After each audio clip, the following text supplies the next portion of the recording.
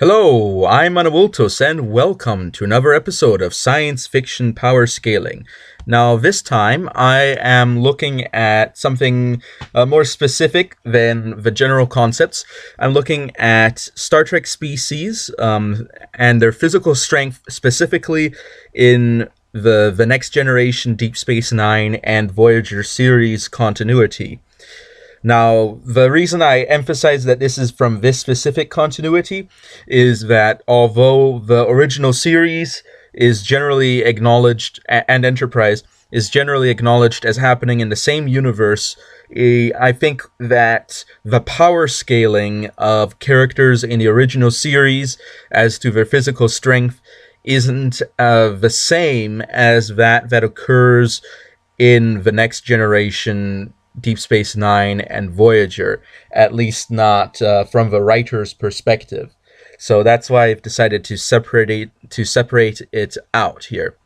Now, of course, the reason I put Ferengi at the bottom here is because throughout the series, the Ferengi don't really have any major feats of strength. And generally, I would assume that they are similar strength to humans, although if we assume that they have a similar body density and similar biology to some extent, then their shorter height generally would make them slightly weaker. But other than that, I don't really have any reason to put them down there. But that's really the only reason. They're slightly shorter, and they don't really show any extraordinary strength that supersedes anyone else. Also, they are often very cowardly, which makes them a bit less useful in combat. However, sometimes they are exceedingly brave, so that is something to keep in mind. Humans, Bajorans, Cardassians, I put them at around a similar level, as there's no real feat difference that makes them generally stronger than the others, although it is worth saying that each one of these would probably have had to hold their own against Klingons in the episode The Way of the Warrior, when the Klingon Empire attacks Deep Space Nine and several Klingons beam aboard, and then they proceed to engage in hand-to-hand combat with the defenders, who are... there's a lot of humans, Bajorans, and Cardassians among the defenders, because they had recently rescued a Cardassian spaceship, and that's why there are Cardassians on the station, even though there usually weren't throughout the series, except for Garrick and during the occupation and whenever Ducat came around to visit, etc., etc. But I'm just making a general statement about the general population. Now, Klingons are generally considered to be stronger than humans, especially in the Next Generation continuity. I think in the original series, it wasn't ever emphasized that they were stronger than humans. One example would be, in one episode, there was a sword fight among the crew of the Enterprise and the crew of a Klingon spaceship, and they were generally evenly matched. So, and you could say that the Klingons generally would have warriors on their spaceships, while the Federation has a lot of technicians who may have taken some basic combat training. Now, that being said, it is also worth noting that the writers treated the Klingons very differently in the original series than they did in the Next Generation and the movies that spanned between the series. So, to say that there is an inconsistency in the writing between those two is certainly not an understatement, because there clearly is. And throughout the Next Generation, it is made very clear that Klingons are, on average, a bit stronger than humans. And therefore, if you scale Bajorans and Cardassians, Klingons would also be a bit stronger as well. Now, the Romulans, I didn't know exactly where to put them. Now, it is worth noting that one reason why the Romulans are on a different level than Vulcans, even though technically speaking they are a similar, if not the same species, is because the Vulcans live on a higher gravity planet canonically, which of course would boost their strength somewhat if you take certain things into consideration. Now I understand that from some scientific standpoints that wouldn't make sense, but let's take the suspension of disbelief here. But generally speaking, throughout the series, Romulans aren't really depicted as being particularly strong, and generally speaking, they are shown to fight on equal terms with Klingons, although they may be somewhat weaker and just be very skilled, like the humans, Bajorans, and Cardassians that can fight on equal terms with Klingons.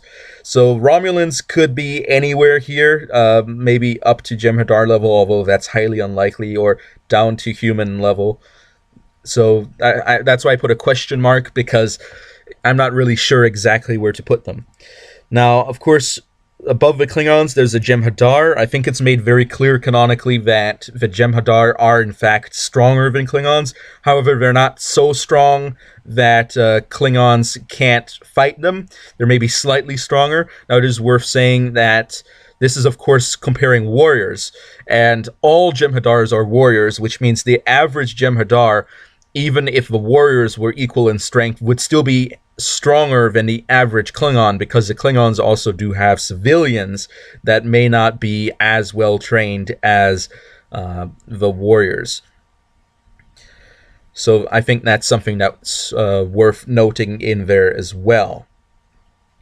Of course, the Jem'Hadar aren't at the level where they're invincible to weaker strength classes, as they are, of course, overpowered by Klingons and sometimes humans as well in Deep Space Nine. Now, of course, Vulcans in the Next Generation Deep Space Nine Voyager are canonically 3 times as strong as humans. And that's an explicit statement in the series, although you may say that there may be some leeway as to maybe maybe that's speaking about a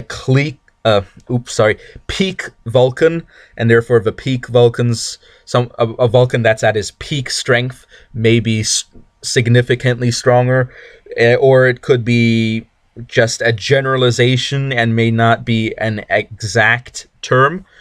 However, if we take it at face value, how does that translate? Does that mean striking strength, lifting strength? Or I think the most consistent way to view general strength is to just assume the pull that the muscles can exert, how much weight each muscle can pull, is maybe tripled for Vulcan. However, as I did say earlier, I'm not taking it as something that's to be taken as the most literal of statements, since it's, as far as I know, not really said in a formal tone. So, okay. Now, the Borg. Now, I've got 2 classes for the Borg here. The Borg post the Next Generation and the Borg in the Next Generation. And you may say, why do I have 2 different classifications for the Borg on here? Well, because if I'm looking at the Next Generation, Deep Space Nine, and Voyager continuity, the Borg are treated differently by different writers, and generally speaking, from First Contact onwards, we see the Borg generally being power scaled a bit weaker than in the past. For example, the Borg cube that earlier on in the series was well defended against Federation weapons, was brute forced in First Contact. Now, of course, there are some other considerations to put in there, because, of course, the Enterprise D would still be able to destroy the Borg cube during their first encounter if the Borg hadn't adapted to the weapons. So it's not a universal statement, but when you're in a battle and you're being fired on by all these weapons, then at this point the Borg certainly would have adapted, And it, of course, makes sense that the Borg as a spaceship are weaker. Now, of course, physically speaking, during the Next Generation, the only character who I think, as far as I can remember, really overpowers a Borg is Data. And Data does that with difficulty, which implies to me that the Borg are maybe slightly weaker than Data, or at least strong enough that Data has to go beyond his normal self-control in the strength he applies in order to fight them, which definitely would probably put Borg above Vulcans based on the power scaling of Data. And later on in the Next Generation, not the Next Generation, in Voyager, Borg are seen being beaten more frequently in hand-to-hand combat, but of course it's still not frequent and is very rare and only in very specific circumstances. So I'd still have to say Borg are probably still pretty strong just for consistency's sake, but they're definitely not written as strong as they were in the Next Generation. Now, Soong-type androids such as Data and Lore and B4 and some others are probably the strongest out of all of these. Now, of course, I could put Q on the list, and Q could theoretically be stronger than any one of these. But Data, for example, can lift an anvil with one hand, no difficulty, and can bend a bar of plasteel, I think they call it, that's got a strength of 40 kilobars, which is a very interesting unit, which means it's 40,000 bars, which translates to about 4 gigapascals, which is quite a lot. And of course, you then calculate that with the surface area of his hands, and that's actually an amazing strength feat. It's certainly not something I could pull off. In addition to that, he's been shown to lift beams and lift boulders, and Lore was significantly stronger than Worf, to the point where Worf couldn't even startle Lore with a hit. Lore was just definitely curb stomped Worf in a fight. So I'd say that the statement Picard makes about Lal, I think, that's as strong as 10 men, although it is definitely a cliche statement, as in it's a statement that is certainly a statement well known to be used in a non-literal context. I don't think that it in itself is an exaggeration, and may in some instance even be an understatement. However, we're going to put it at about 10, and put maybe the Borg at about 9, the Next Generation Borg, or perhaps an 8, while the Vulcans are at a 3. Humans are at a 1. Ferengi are maybe at they're slightly weaker, so maybe at a 0.9 or 0.95, since I don't really want to scale Ferengi too low, since they're obviously still capable in combat.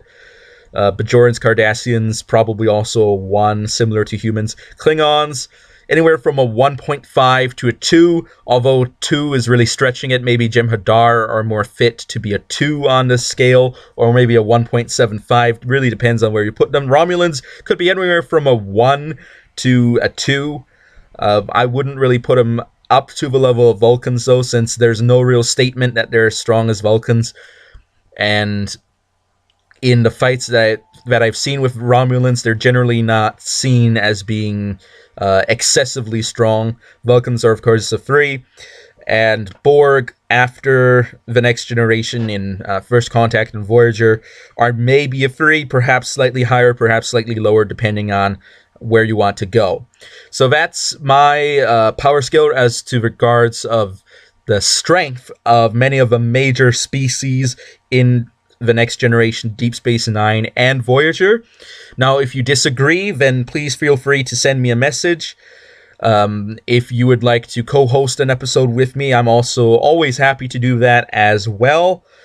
And if you have anything else to add or any argument to make, I'm glad to receive it. And I'd like you to perhaps leave a comment in the comment section below then. So thank you all for watching, and I'll be seeing you all next time on Awiltus over and out.